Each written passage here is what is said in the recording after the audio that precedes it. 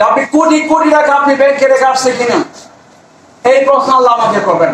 তবে আল্লাহ আমাকে একটা প্রশ্ন করবেন, সেটা হলো আল্লাহ কুল্লুকুম রাইন ওয়া কুল্লুকুম মাসউলুন আন রাইয়াতিহি, যে তোমরা প্রত্যেকে দায়িত্বশীল, তোমাদের প্রত্যেকে তোমাদের অধীনস্থদের ব্যাপারে প্রশ্ন করা হবে। আমি আমার পরিবারের জন্য আমার যতটুকু ইনকাম আছে আমার স্বার্থের মধ্য দিয়ে আমি তাদের জন্য কি করে রেখে আসছি সেটাই আমাকে প্রশ্ন করবে। Trust Islami life insurance Banshkhali zonal অফিসের উদ্যোগে জুলাই মাসের ব্যবসা উন্নয়ন সভা অনুষ্ঠিত হয়েছে।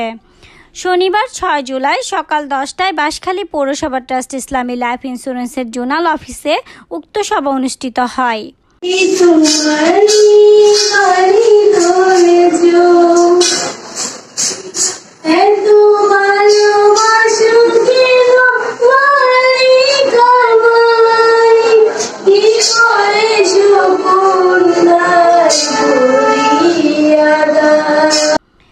বাঁশখালী জোনাল অফিসের এমডি প্রফেসর জাকের আহমেদের সভাপতিত্বে এতে প্রধান অতিথি হিসেবে উপস্থিত ছিলেন ট্রাস্ট ইসলামী লাইফ ইন্স্যুরেন্সের সিও মোহাম্মদ গিয়াসউদ্দিন চৌধুরী।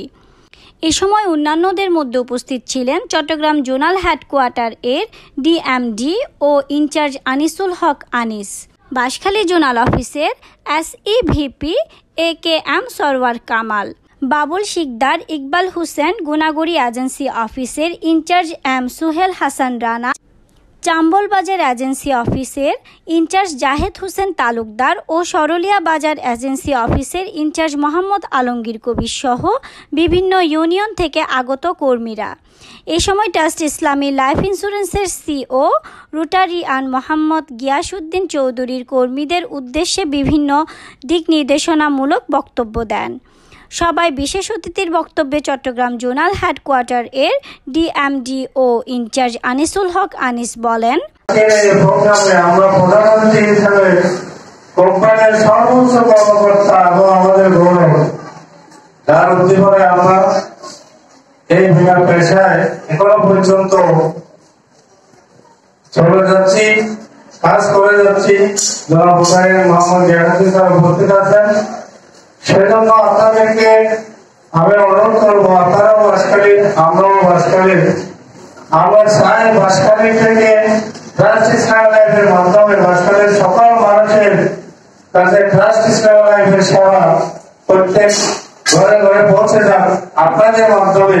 অনুষ্ঠানের সভাপতি বাঁশখালী জোনাল অফিসের এএমডি প্রফেসর জাকের আহমেদ বলেন, আমি সর্বপ্রথম মহান রব্বুল আলামিনের শুকরিয়া আদায় করছি, যিনি অত্যন্ত মেহরবানি করে প্রাকৃতিক দুর্যোগ থাকা সত্ত্বেও আজকের এই পরিস্থিতিতে আমাদেরকে একত্রিত হওয়ার তৌফিক দান করছেন। দরুদ ও সালাম প্রেরণ করছি সে মানবতার মহান মুক্তির দূত মুহাম্মদুর রাসূলুল্লাহ সাল্লাল্লাহু আলাইহি ওয়াসাল্লামের প্রতি, যার আনিত জীবন বিধানের অন্যতম যে দিক সেটা হলো অর্থনৈতিক, সমাজের, রাষ্ট্রের, পরিবারের অর্থনীতির ভূমিকা হলো একজন মানুষের বডিতে ব্লাডের যে ভূমিকা, অর্থনীতির ভূমিকা তেমন। যে মানুষের ব্লাড যত বেশি স্বচ্ছ ওই মানুষটি তত বেশি কর্ম। সম্মানিত উপস্থিতি, আমরা একটি পতাকা দলে একত্রিত হয়েছি, সেই পতাকাটা হলো trust Islami life insurance. Insurance শব্দটা, ইন্স্যুরেন্সটা কি?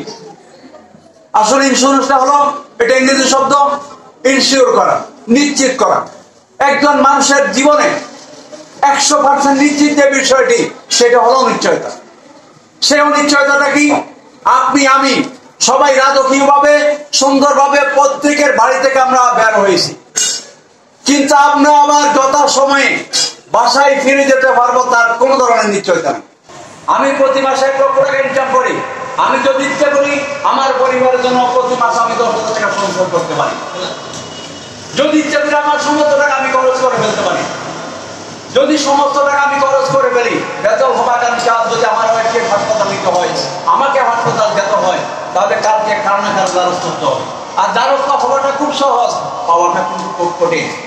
এরপরে আপনি পেলেন আবার ডিউ টাইমে ডিউ টাইমে তাকে পরিশোধ করা আরো কঠিন। এটা হলো বীমার প্রথম।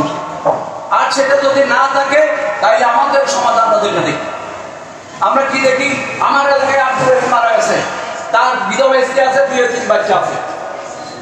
আমার এলাকার জনপ্রতিনিধি কিংবা চেয়ারম্যান কিংবা মেম্বার কিংবা এমপি কিংবা টিএনও প্রশাসনিক কর্মকর্তা কেউ কি দাঁড়িয়ে কথা বলে যে আমার এলাকায় আব্দুর রহিম মারা গেছেন, তার বিধবা স্ত্রী আছে, তার 2-3 বাচ্চা আছে, যাদের চলার কোনো উপায় নাই, তাদের জন্য মাসে 20,000 টাকা করে বাজেট করা হোক।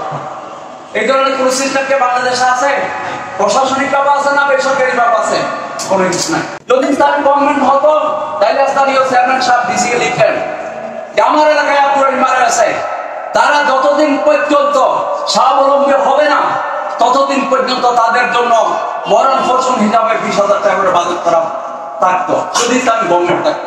যেহেতু এখন সেটা নাই, সেহেতু তার দায়িত্বটা আমার দায়িত্বটা আমাদেরকে সম্মিলিত ভাবে নিতে হবে, সেটাই হলো বিষয়। একজন শিক্ষিত মানুষ হিসাবে, একজন প্রফেসর হিসাবে, একজন দিনাবিদ হিসাবে আমি আমার কথাই বলি, আমি এই দিনা জগতে যার হাত ধরে সর্বপ্রথম দিনা পেশায় এসেছি, সেটা হচ্ছে আমাদের আজকের অনুষ্ঠানের সম্মানিত সভাপতি জনাব প্রফেসর জাকের সাহেব।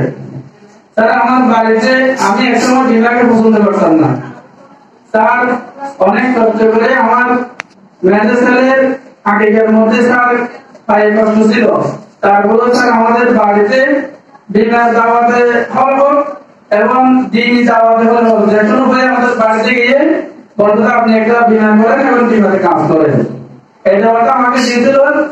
এরপর আমি সর্বপ্রথম স্যারের সাথে আমার ছেলে বিমা করেছিলাম এবং স্যারের দাওয়াতের মধ্যে আমি বিমানে যোগদান করেছিলাম।